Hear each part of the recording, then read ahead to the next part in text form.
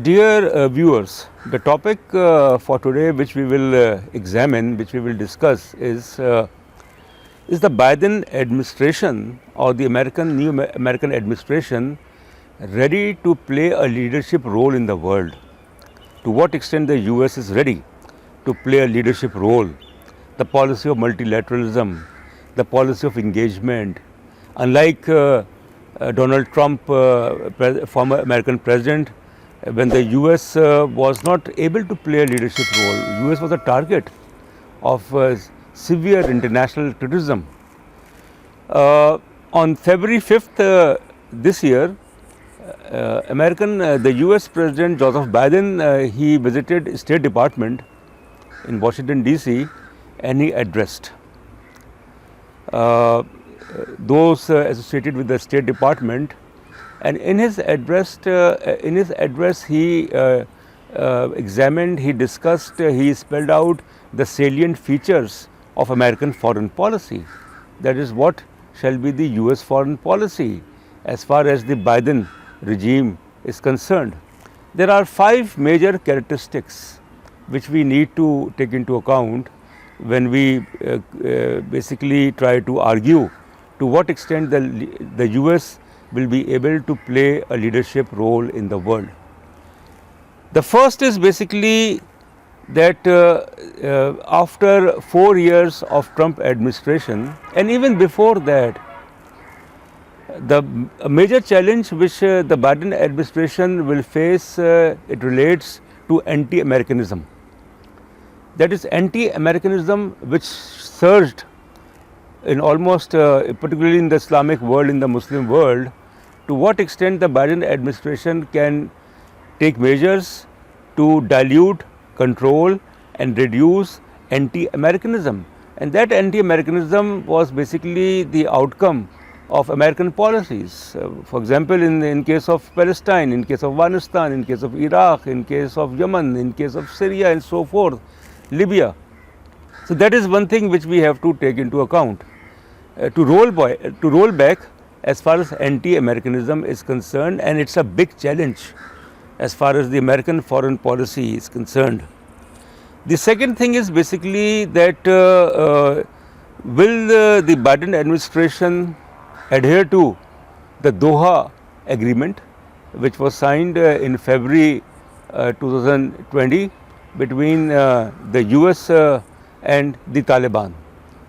On paper, President Joseph Biden has made it clear that his country is committed to adhere to the Doha Agreement, but then at the same time he said that his administration is reviewing that agreement. And Pentagon, State Department and many others, even the allies of the US, the NATO allies of the US, they are very much concerned about the decision to withdraw American forces from Afghanistan by May 2021. There are hardly 2,500 American forces left in Afghanistan.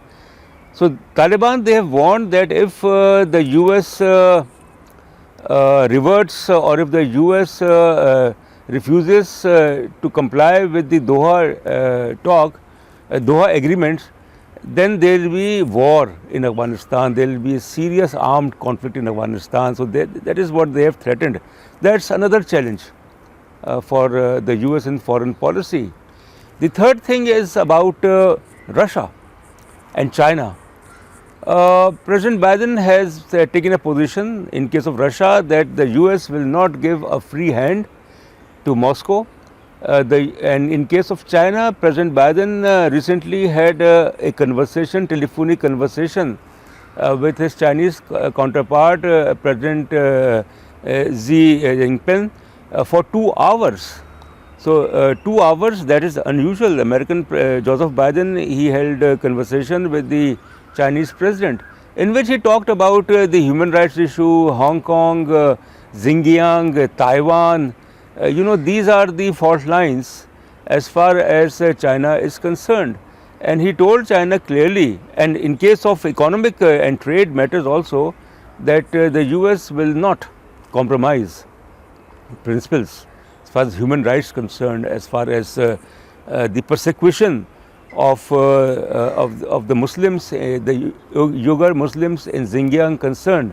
So that is one thing which we have to understand, that in case of China and Russia both, the US will take a position, will take a hard line position. The fourth thing is about Yemen. That the United States has appointed, the US President has appointed a special envoy on Yemen, because the conflict in Yemen has been a source of embarrassment for the US, because Saudi Arabia has been using US weapons and the armaments in order to target the rebels in Yemen, and that has led to collateral damage, that has led to serious physical casualties and displacement of people.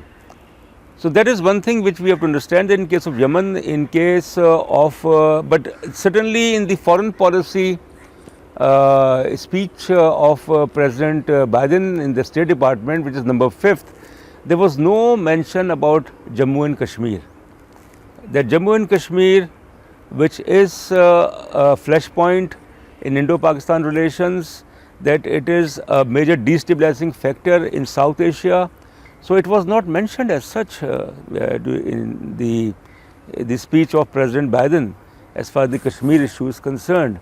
And that led to reaction from Pakistan Foreign Office, that it basically raised the question with the American administration that why it has not talked about the Kashmir Kashmir issue.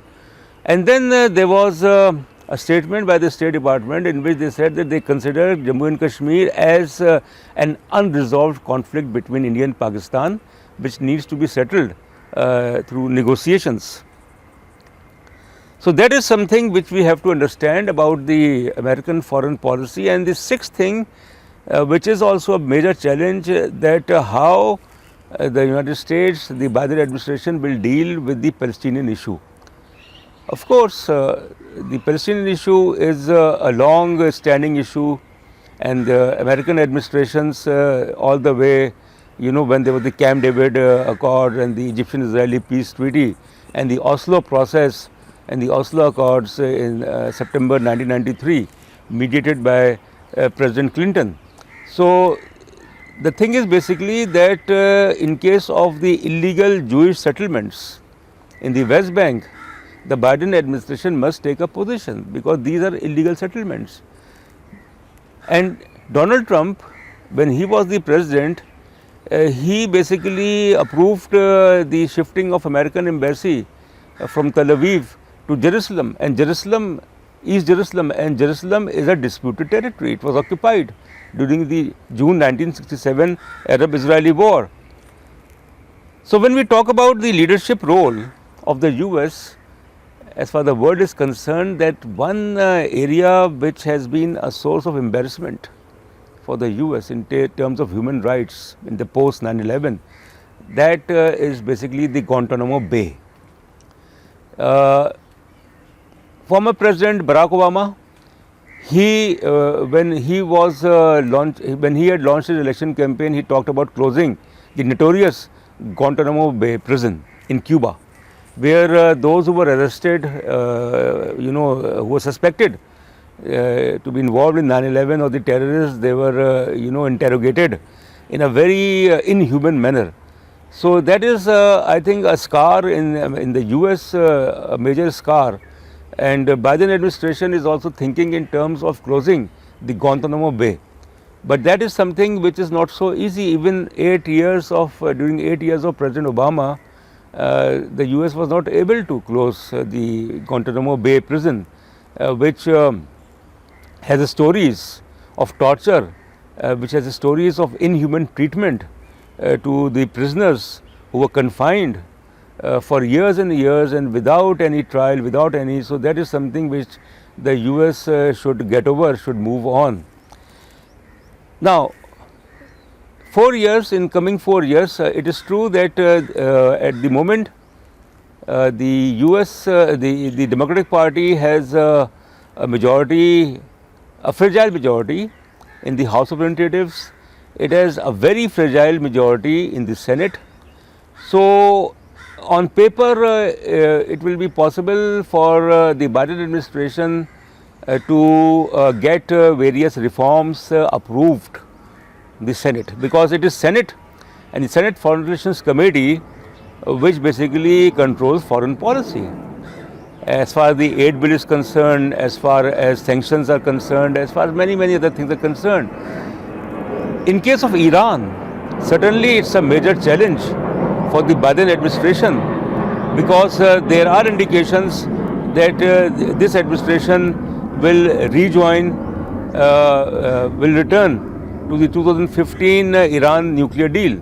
But Iran has made it clear that it will not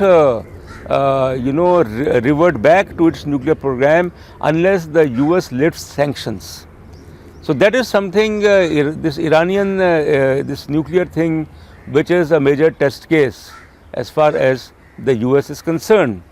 Now, in case of foreign policy, certainly the Biden administration had done, when there was the election campaign, the Biden-Kamala administration at the moment.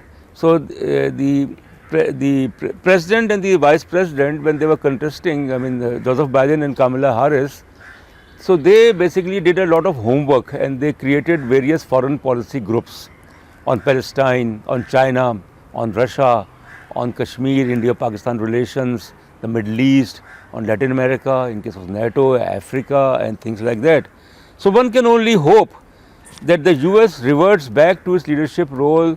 The multilateral diplomacy emphasizes more on soft power than hard power, because it is time that the US